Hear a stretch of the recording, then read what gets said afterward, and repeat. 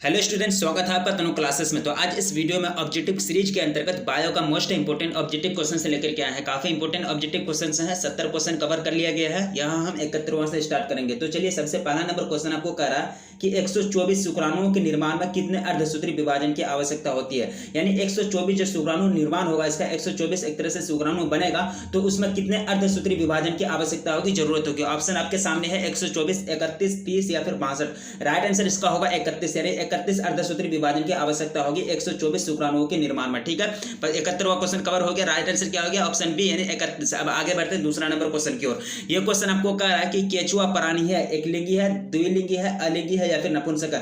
Right answer आपको choose करना है। केचुआ को क्या कहा जाता है? किसानों का मित्र भी कहा जाता है।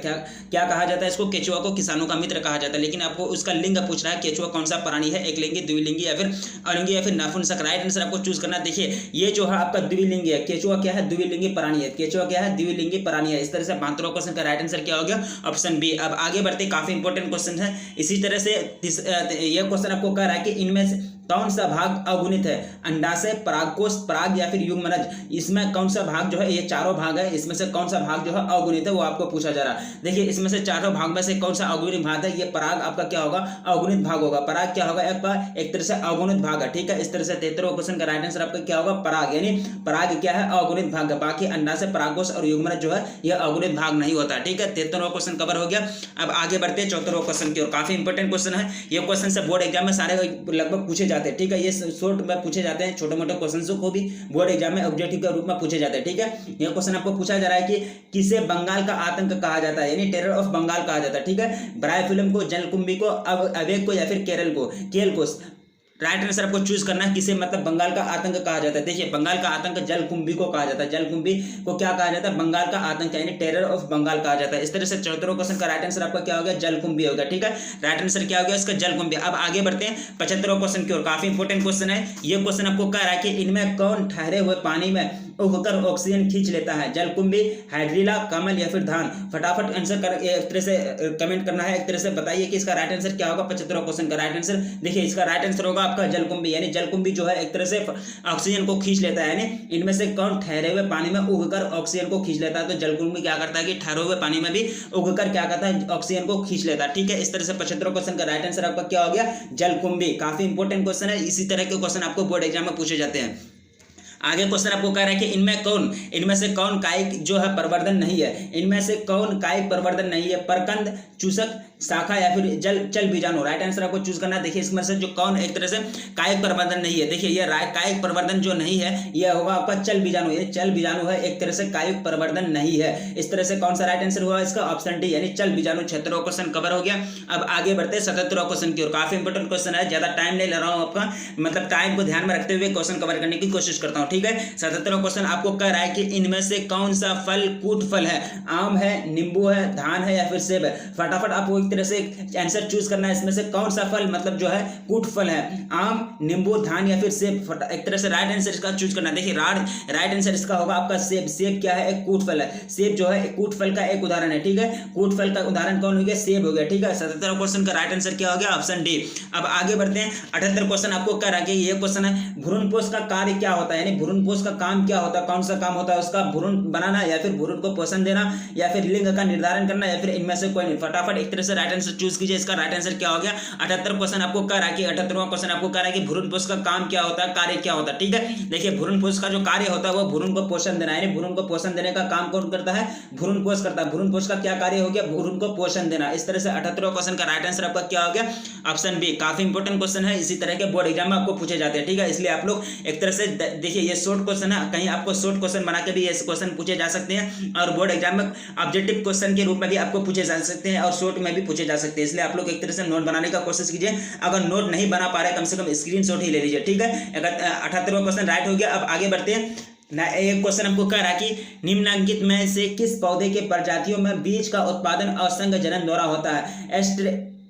एस्ट्रेसिया एवं घास द्वारा या फिर सरसों द्वारा या फिर साइट्रस एवं आम द्वारा या फिर इनमें से कोई नहीं, यानी निम्नलिखित में से किस पौधे की प्रजातियों में बीज का उत्पादन असंग जनन द्वारा होता है, वही आपको पूछा जा रहा है। देखिए ये जो होगा आपका एस्ट्रेसिया एवं घास में जो होता है एक तरह से बीज का जो उत्पादन होता है उसमें असंग जनन के द्वारा होता है। किसमें? एस्ट्रेसिया में एवं घास में। ठीक है, ये राइट आंसर क्या हो गया इसका? ऑप्शन ए हुआ। ठीक है, अब आगे बढ़ते हैं 80वां क्वेश्चन की ओर। ये क्वेश्चन आपको कह रहा है कि भ्रूणपोष क्या करता है, यानी भ्रूणपोष एक तरह से क्या है, भ्रूणपोष क्या है, द्विगुणित होती है, अगुणित होती है, त्रिगुणित होती है, फिर इनमें से कोई नहीं। फटाफट राइट आंसर आप लोग एक तरह से चूज कीजिए। भ्रूणपोष क्या है, भ्रूणपोष का कार्य क्या होता है? भ्रूण को पोषण देना, लेकिन भ्रूणपोष क्या है वो आपको पूछा जा रहा है 80वां क्वेश्चन में। ठीक है, देखिए भ्रूणपोष जो होता है वह त्रिगुणित होता है। क्या होता है? त्रिगुणित होता है। ठीक है, इस तरह से राइट आंसर क्या हो गया 80वां क्वेश्चन का? ऑप्शन सी, यानी त्रिगुणित। भ्रूणपोष का क्या है? एक तरह से त्रिगुणित है। ठीक है, आगे बढ़ते हैं, काफी इंपॉर्टेंट क्वेश्चन है ये। क्वेश्चन आपको कह रहा है कि एक महिला के पूरा जीवन काल में उत्पन्न कुल अंडों की संख्या होती है 4400 या फिर 40 या फिर 365। फटाफट कमेंट करना है इसका राइट आंसर क्या होगा।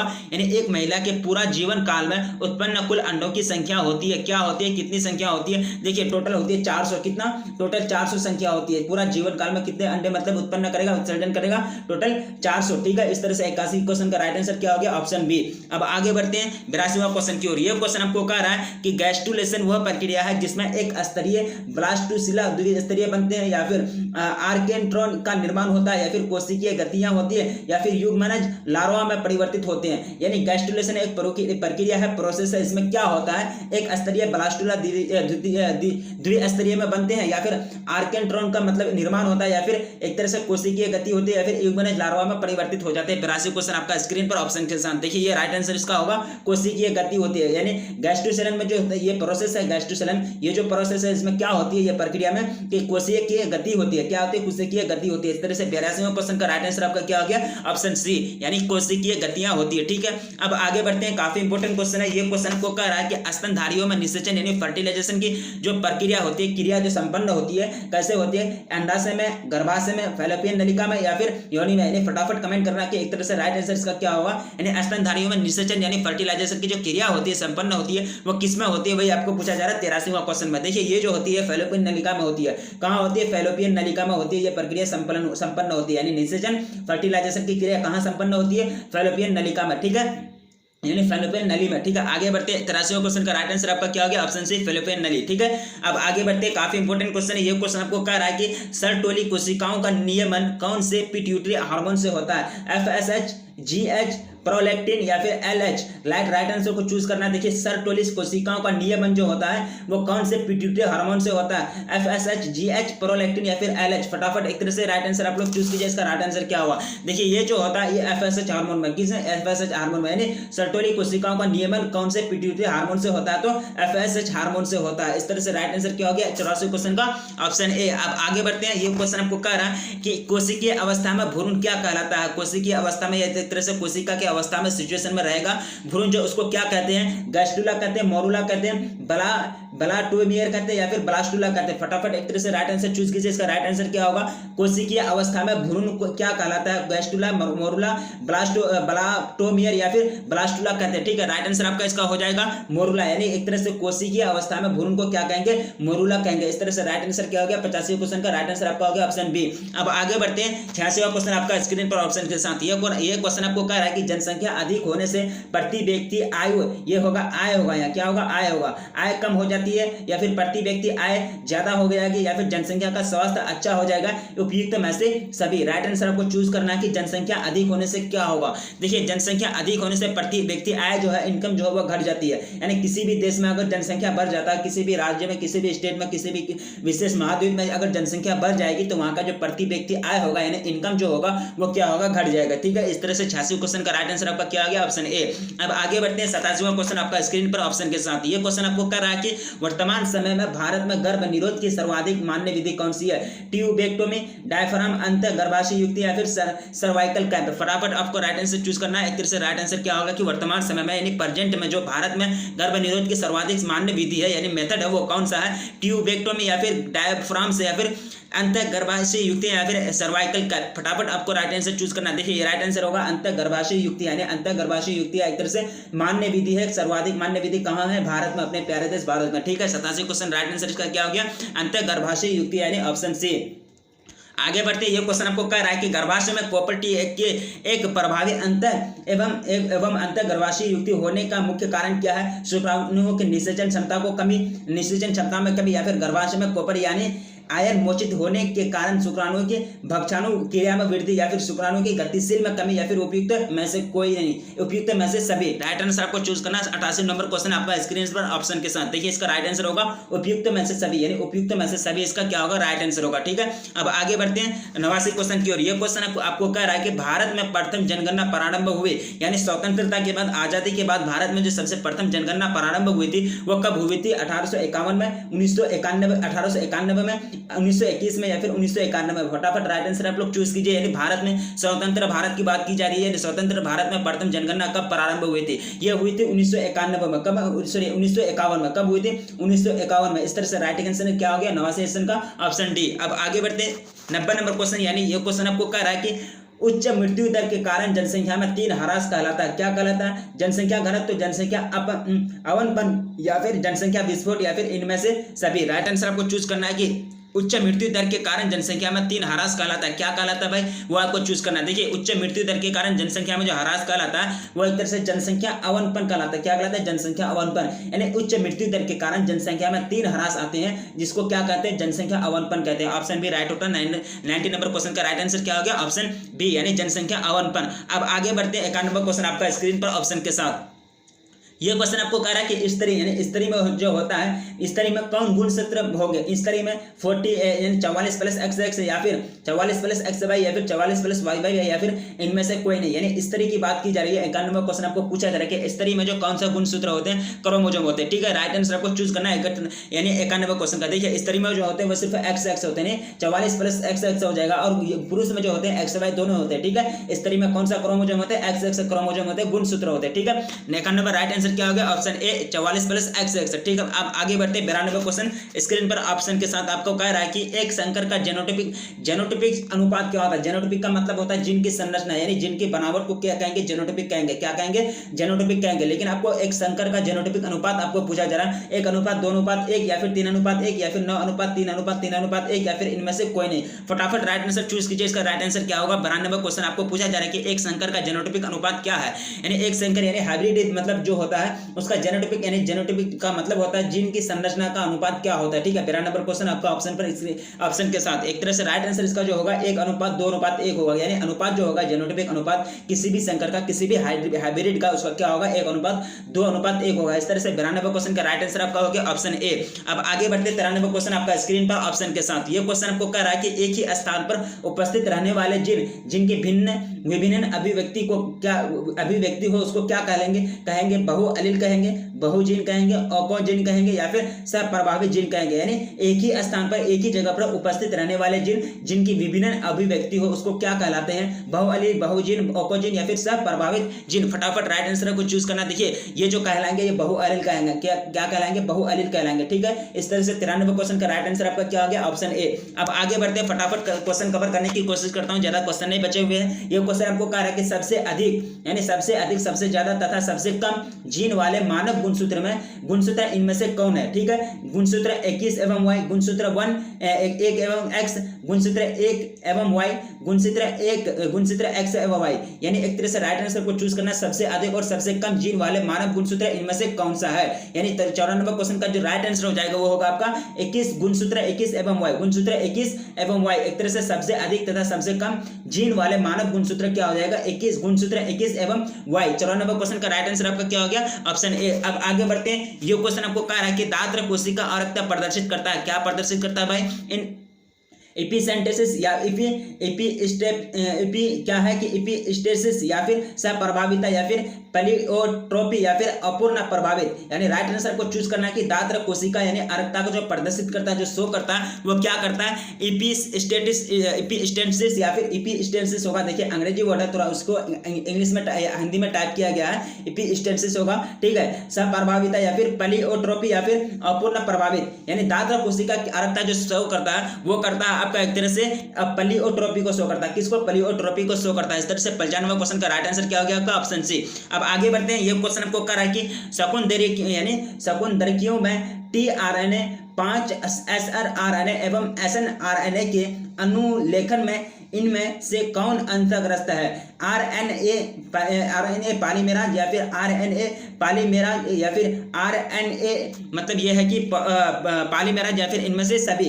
आरएनए पॉलीमेराज या फिर आरएनए पॉलीमेराज या फिर यह कि आरएनए पॉलीमेराज। एक तरह से एक ही क्वेश्चन है, एक तरह से एक ही क्वेश्चन जो राइट आंसर है उसी को आपको एक तरह से राइट आंसर चूज करना। देखिए राइट आंसर इसका होगा क्या कि आरएनए पॉलीमेराज, यही राइट आंसर को इसी में मतलब एक ही सेम ही मतलब ये कर दिया, टाइपिंग कर दिया। राइट आंसर आपका क्या हो गया? आरएनए पॉलीमेराज। इस तरह से राइट आंसर इसका क्या हो गया? ऑप्शन सी, यानी ये भी हो सकता है सेम मतलब टाइप कर दिया इसमें, ठीक है। अब आगे बढ़ते हैं 97वें क्वेश्चन की ओर। ये क्वेश्चन आपको कह रहा है कि डीएनए द्विगुण में किस एंजाइम की भूमिका रहती है?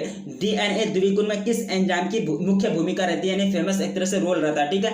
लाइगेज का, आरएनए आईएसएजीटी का, या फिर डीएनए पॉलीमेरेज का, या फिर रिवर्स ट्रांसक्रिप्टेज का। फटाफट राइट आंसर चूज करना है। इसका राइट आंसर क्या होगा? देखिए ये होगा आपका डीएनए पॉलीमेरेज का। डीएनए पॉलीमेरेज का एक तरह से डीएनए द्विगुण में किस एंजाइम की मतलब इस तरह से किस एंजाइम की मुख्य भूमिका रहती है? आपका कौन सा हो जाएगा? डीएनए पॉलीमेरेज का मुख्य भूमिका रहती है डीएनए द्विगुणन में, ठीक है। इस तरह से 97वें क्वेश्चन का राइट आंसर क्या हो गया? Option C. अब आगे बढ़ते हैं। ये क्वेश्चन आपको कह रहा है कि डीएनए फिंगरप्रिंटिंग यानी डीएनए फिंगरप्रिंटिंग के कार्य का क्या मतलब क्या काम है, क्या कार्य? डीएनए फिंगरप्रिंट का क्या कार्य है? संतान के सही माता पिता की पहचान करना, या फिर फोरेंसिक विज्ञान प्रयोगशाला में अपराधियों की पहचान करना, या फिर संदिग्ध माता पिता की जानकारी प्राप्त करना, या फिर उपयुक्त में से सभी। 98वें क्वेश्चन का राइट आंसर आप लोग चूज कीजिए।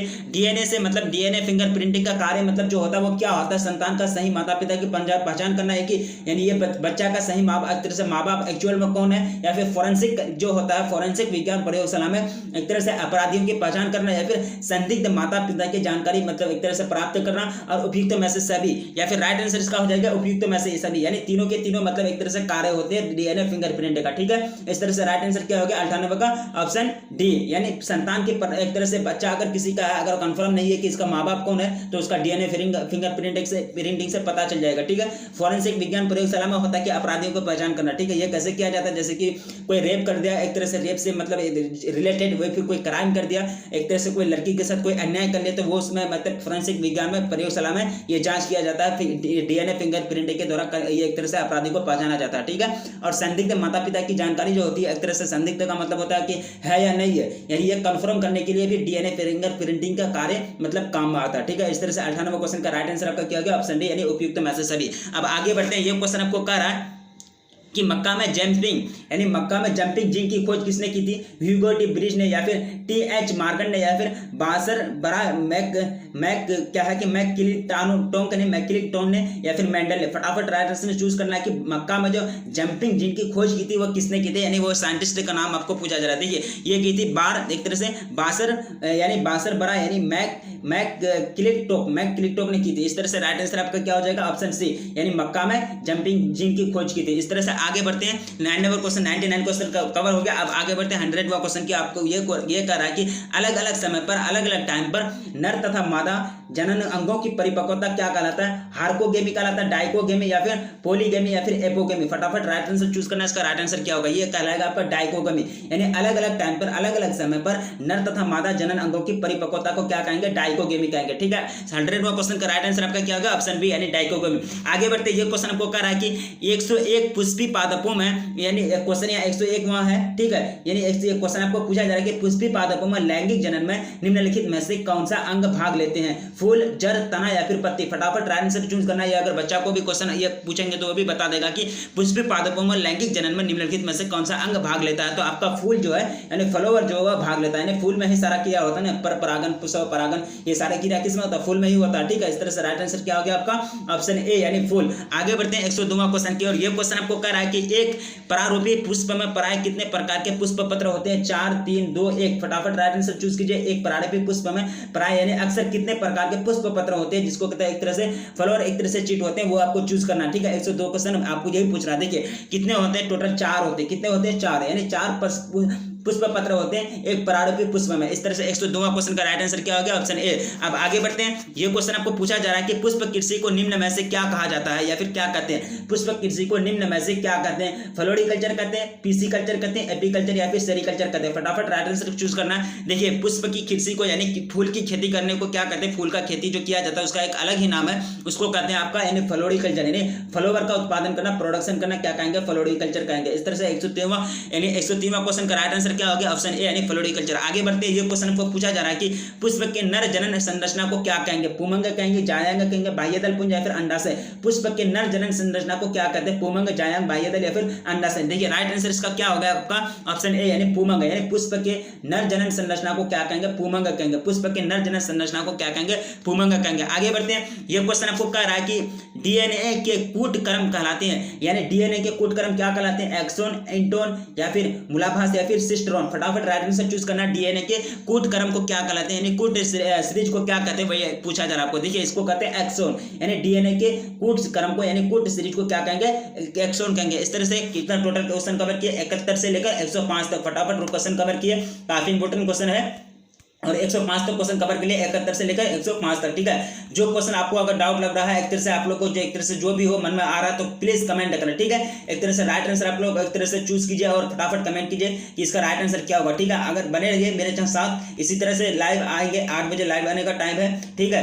आप लोग अगर एक तरह से लाइव नहीं आते हैं तो एक तरह से लाइव आइए, क्योंकि उसमें भी बहुत सारे क्वेश्चन कवर कराते हैं, ठीक है। एक प्रकार का टेस्ट ही लिया जाता है, ठीक है। बहुत सारे बच्चे जुड़ते हैं, अगर आप नहीं जुड़ते हैं तो प्लीज आप एक तरह से आइए 8 बजे शाम को लाइव आते हैं, ठीक है। लेकिन एक तरह से जो क्वेश्चन आपको यहाँ पढ़ा है बायोलॉजी का, सारे के सारे इंपॉर्टेंट क्वेश्चन है और इसी टाइप के आपको बोर्ड एग्जाम में पूछे जाएंगे, ठीक है। बायोलॉजी है, कोई मतलब एक तरह से घुमा फिरा के आपको क्वेश्चन नहीं पूछे जाएंगे, कोई ही थ्योरी से ही पूछे जाएंगे। मतलब एक तरह से जो आपका लाइन होगा, कोई भी किताब का मतलब 20 से लाइन उठा के दे देगा, ऑब्जेक्टिव ऑप्शन दे देगा 4 को, आप फटाफट टिक लगाइए। जो अगर आपको आता है तो कोई सही बात, अगर नहीं आता तो फिर आपका आंसर गलत हो जाएगा, ठीक है। इस तरह से टोटल क्वेश्चन कितना कवर किया? 71 से लेकर 105 तक। फिर मिलेंगे नेक्स्ट वीडियो में, तब तक के लिए जय हिंद।